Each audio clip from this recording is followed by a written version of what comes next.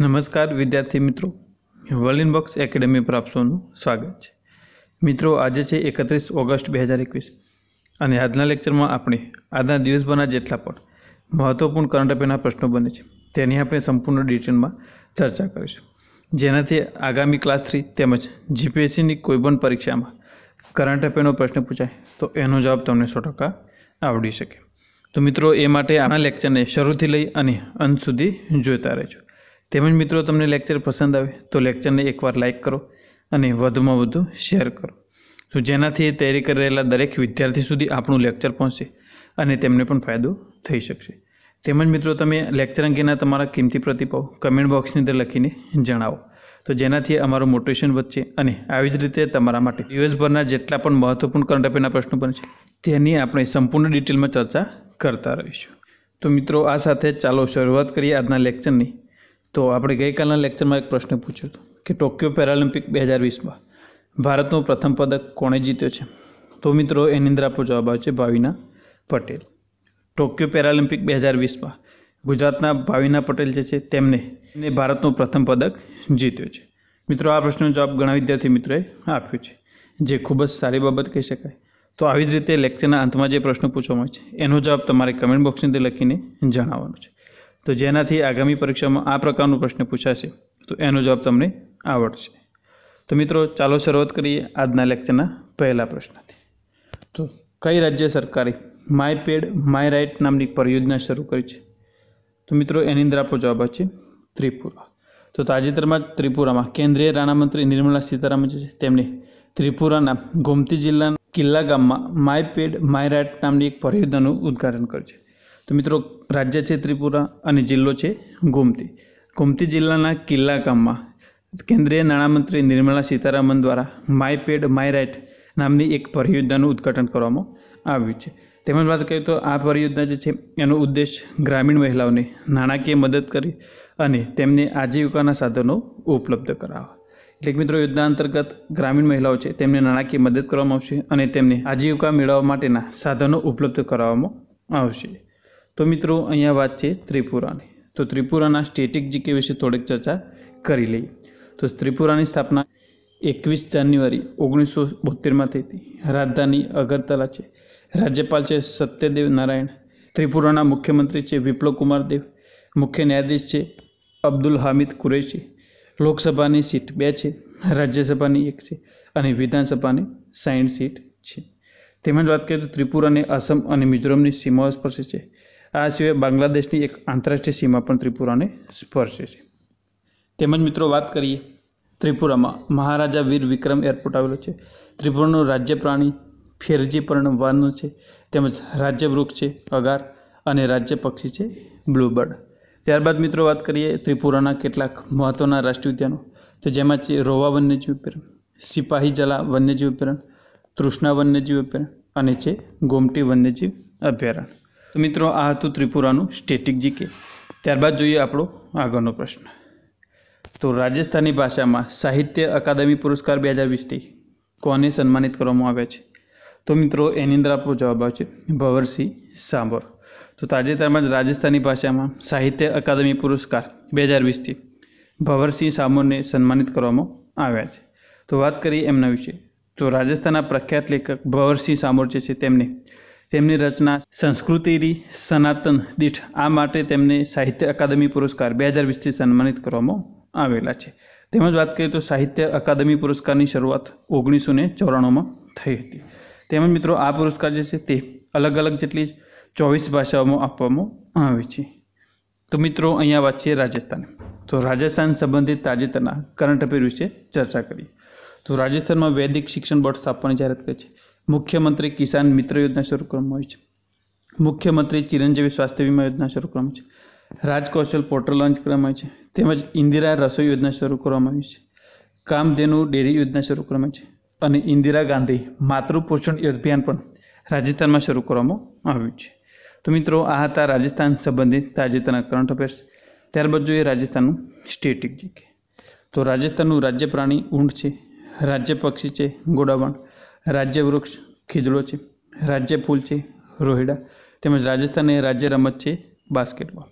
આ સિવાય વાત કરીએ તો રાજસ્થાનના લોકનૃત્યમાં ઘુમર, ગાપાલ, પનિહારી, જિંદાદ, નેજા, કલબલિયા અને ગણગોર. તેમજ વાત કરીએ તો કેટલીક જનજાતિઓ તો જેમાં છે મીણા, સહરિયા, સાસી, ભીલ, બંજારા, કોળી અને ગરા છે. આ સિવાય રાજસ્થાનની કેટલીક પરિયોજનાની વાત કરીએ તો રાણા પ્રતાપ સાગર પરિયોજના ચંબલ નદી પર આવે છે અને જવાહર સાગર પરિયોજના એ પણ ચંબલ નદી પર આવેલી છે. ત્યારબાદ વાત કરીએ તો રાજસ્થાનના વર્તમાનમાં મુખ્યમંત્રી છે અશોક ગેહલોત, રાજ્યપાલ છે કલરાજ મિશ્રા. રાજસ્થાનને 5 રાજ્યોની સીમાઓ સ્પર્શે છે, જેમાં એક છે ગુજરાત, બીજું મધ્યપ્રદેશ, ત્રીજું છે ઉત્તર પ્રદેશ, ચોથું હરિયાણા અને પાંચમું છે પંજાબ. આ સિવાય વાત કરીએ તો રાજસ્થાનની લોકસભાની 25 સીટ છે, રાજ્યસભાની 10 અને વિધાનસભાની 200 સીટ છે. ત્યારબાદ જોઈએ મિત્રો રાજસ્થાનના કેટલાક મહત્વના રાષ્ટ્રીય ઉદ્યાન, તો જેમાં છે સારિસ્કા વન્યજીવ અભયારણ્ય, મરુભૂમિ રાષ્ટ્રીય ઉદ્યાન, સીતામાતા અભયારણ્ય, કુંભલગઢ અભયારણ્ય, રણથંભોર રાષ્ટ્રીય ઉદ્યાન, કેવલાદેવ રાષ્ટ્રીય ઉદ્યાન અને છે મુકુંદરા રાષ્ટ્રીય અભયારણ્ય.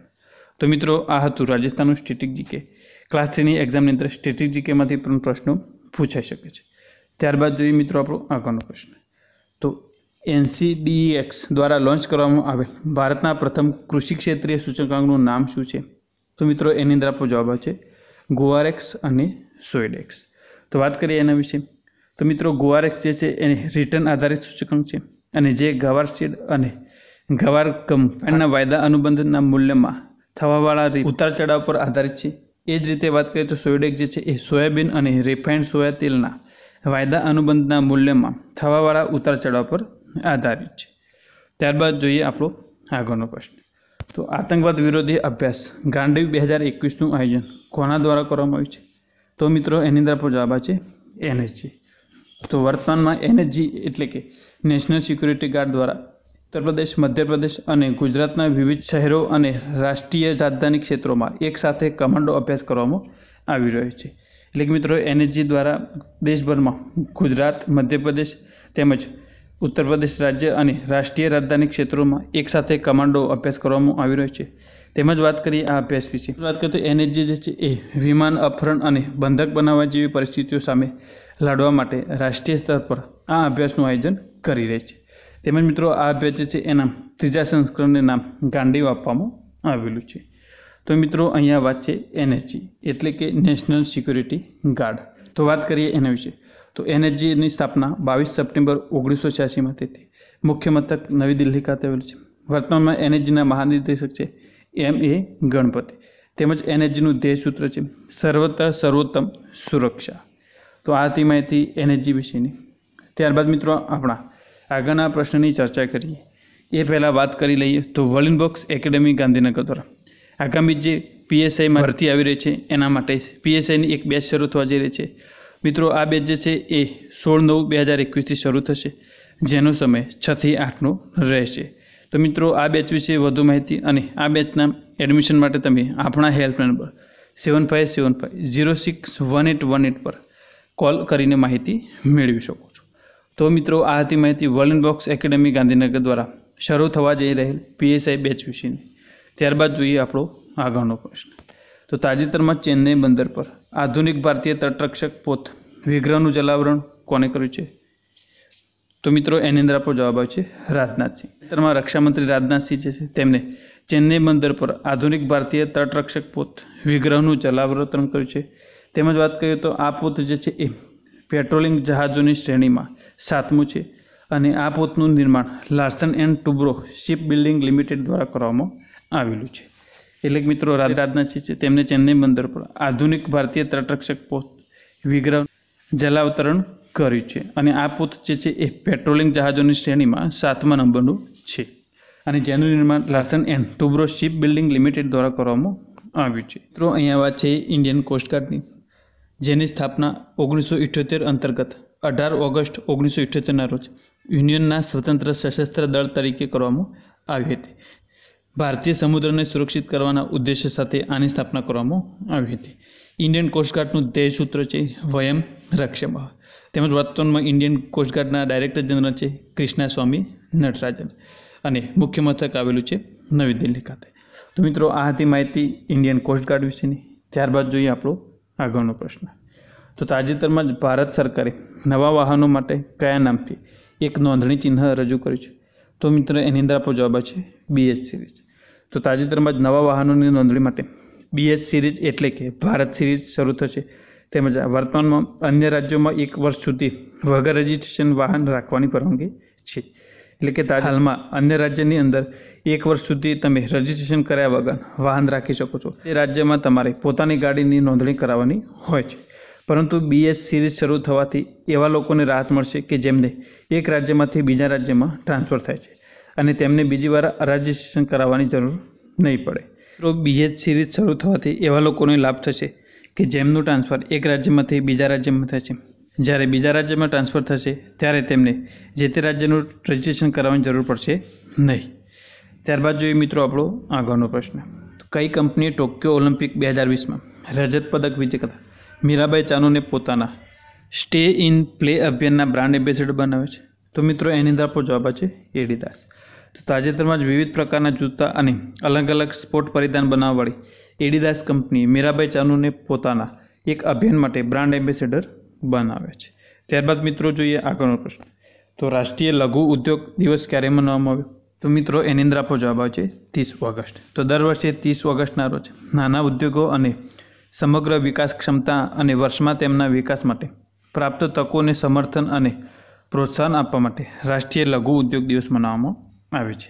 એટલે કે દર વર્ષે 30 ઓગસ્ટના રોજ નાના ઉદ્યોગો છે એમને સમગ્ર વિકાસ ક્ષમતા અને વર્ષમાં તેમના વિકાસ માટે પ્રાપ્ત તકો છે તેને સમર્થન અને પ્રોત્સાહન આપવા માટે દર વર્ષે રાષ્ટ્રીય લઘુ ઉદ્યોગ દિવસ મનાવવામાં આવે છે. ત્યારબાદ મિત્રો આપણા આગળના પ્રશ્નની ચર્ચા કરી એ પહેલાં વાત કરીએ તો વડીલ મોક્ષ એકેડમી ગાંધીનગર દ્વારા એક જનરલ બેચ શરૂ થવા જઈ રહી છે. મિત્રો આ બેચમાં તલાટી, junior clerk, senior clerk, office assistant, PSI, ASI, constable સહિતની તમામ પરીક્ષાઓ છે એ માટેની તૈયારી કરવામાં આવશે. મિત્રો આ બેચ જે છે એ 9/9/2021થી શરૂ થવા જઈ રહી છે, જેનો સમય 6 થી 8નો રહેશે. તો મિત્રો આ બેચ વિશેની વધુ માહિતી તેમજ આ બેચના એડમિશન માટે તમે આપણા હેલ્પ નંબર 7575061818 પર કોલ કરીને માહિતી મેળવી શકો છો. તો આ હતી માહિતી વોલિન બોક્સ એકેડેમી ગાંધીનગર દ્વારા શરૂ થવા જઈ રહેલ જનરલ બેચ વિશેની. ત્યારબાદ જોઈએ આપણો આગળનો પ્રશ્ન. તો તાજેતરમાં ચેન્નઈ પેટ્રોલિયમ કોર્પોરેશન લિમિટેડના MD કોણ બન્યા છે? તો મિત્રો એની અંદર આપણો જવાબ આવે છે અરવિંદ કુમાર. તો અરવિંદ કુમાર જે છે તેઓ ચેન્નઈ પેટ્રોલિયમ કોર્પોરેશન લિમિટેડના MD બન્યા છે. ત્યારબાદ જોઈએ આગળનો પ્રશ્ન. તો તાજેતરમાં શીખ રેજિમેન્ટ 28 ઓગસ્ટના રોજ પોતાનો કેટલામો સ્થાપના દિવસ મનાવ્યો? તો મિત્રો એની અંદર આપણો જવાબ આવે છે 175. તો તાજેતરમાં શીખ રેજિમેન્ટ છે તેને 28 ઓગસ્ટના રોજ પોતાનો 175મો સ્થાપના દિવસ મનાવ્યો છે. ત્યારબાદ જોઈએ નેક્સ્ટ પ્રશ્ન. તો તાજેતરમાં કયા દેશે અફઘાનિસ્તાનમાંથી પોતાના નિકાસી અભિયાનને સમાપ્ત કર્યું છે? તો મિત્રો એની અંદર આપણો જવાબ છે ફ્રાન્સ. તો ફ્રાન્સ દ્વારા અફઘાનિસ્તાનમાંથી પોતાના નિકાસી અભિયાન જે છે એને સમાપ્ત કર્યું છે. ત્યારબાદ જોઈએ આગળનો પ્રશ્ન. તો તાજેતરમાં કઈ રાજ્ય સરકારે વિધાનસભામાં કેન્દ્રના કૃષિ કાનૂન વિરુદ્ધ પ્રસ્તાવ પારિત કર્યો છે? તો મિત્રો એની અંદર આપણો જવાબ છે તમિલનાડુ. તો તમિલનાડુ રાજ્ય સરકાર જે છે એને કેન્દ્ર સરકારના કૃષિ કાનૂન છે એના વિરુદ્ધમાં વિધાનસભામાં પ્રસ્તાવ પારિત કરેલો છે. ત્યારબાદ નેક્સ્ટ પ્રશ્ન છે. તો બેટલફિલ્ડ પુસ્તકના લેખક કોણ છે? એની અંદર આપણો જવાબ છે વિશ્રામ બેડેકર. તો જે બેટલફિલ્ડ પુસ્તક છે એના લેખક છે વિશ્રામ બેડેકર. ત્યારબાદ આગળનો પ્રશ્ન જોઈએ. તો આ પ્રશ્ન છે એનો જવાબ તમારે કમેન્ટ બોક્સની અંદર લખીને આપવાનો છે. તેના સાચા જવાબની ચર્ચા નેક્સ્ટ લેક્ચરમાં કરીશું. તો પ્રશ્ન છે કે ટોક્યો પેરાલિમ્પિક 2020માં અવની લખીરાએ કયો પદક જીત્યો છે? મિત્રો આનો જવાબ આવડે છે તો ચોક્કસથી એકવાર કમેન્ટ બોક્સની અંદર લખીને જણાવો, જેનાથી આગામી પરીક્ષાને કરંટ અફેરના આ પ્રકારના પ્રશ્નો પૂછાય તો એનો જવાબ તમને આવડી શકે. તો મિત્રો આ સાથે જ આજના દિવસભરના જેટલા પણ કરંટ અફેરના મહત્વપૂર્ણ પ્રશ્નો હતા તેની આપણે સંપૂર્ણ ડિટેલમાં ચર્ચા કરી છે, જેનાથી આગામી પરીક્ષામાં કરંટ અફેરનો કોઈ પણ પ્રશ્ન પૂછાશે તો એનો જવાબ તમને આવડી શકશે. તો મિત્રો આ લેક્ચર તમને પસંદ આવે તો લેક્ચરને લાઇક કરો અને વધુમાં વધુ શેર કરો, જેનાથી તૈયારી કરતા દરેક વિદ્યાર્થી સુધી આપણું લેક્ચર પહોંચે અને તેમને પણ ફાયદો થઈ શકે. તેમજ મિત્રો તમે મારા કિંમતી પ્રતિભાવ કમેન્ટ બોક્સની અંદર લખીને જણાવો, જેનાથી અમને મોટિવેશન મળશે. તેમજ મિત્રો તમે હજુ સુધી આપણી વોલિન બોક્સ યુટ્યુબ ચેનલને હજુ સુધી સબસ્ક્રાઈબ નથી કરી તો તેને હાલ જ સબસ્ક્રાઈબ કરી દો અને બાજુમાં પેલું બેલ આઇકનને પ્રેસ કરો, જેનાથી વોલિન બોક્સ દ્વારા કોઈ પણ નવા વિડીયો અપલોડ કરવામાં આવે તો એની નોટિફિકેશન સૌ પહેલાં તમને મળી શકે. તેમજ મિત્રો તમે વોલિન બોક્સની વિવિધ સોશિયલ મીડિયા પર ફોલો કરી શકો છો, આ સિવાય બર્લિન વર્ક્સ દ્વારા ચલાવવામાં આવતા વિવિધ સ્પર્ધાત્મક પરીક્ષાઓના કોર્સની પરચેસ કરવા તેમજ કોર્સ વિશેની માહિતી માટે તમે આપણા હેલ્પ નંબર 8238238787 પર કોલ કરીને માહિતી મેળવી શકો છો. તો મિત્રો, આ સાથે જ લેક્ચરને અંત સુધી જોવા માટે આપનો આભાર. ફરીથી મળીએ નેક્સ્ટ લેક્ચરમાં.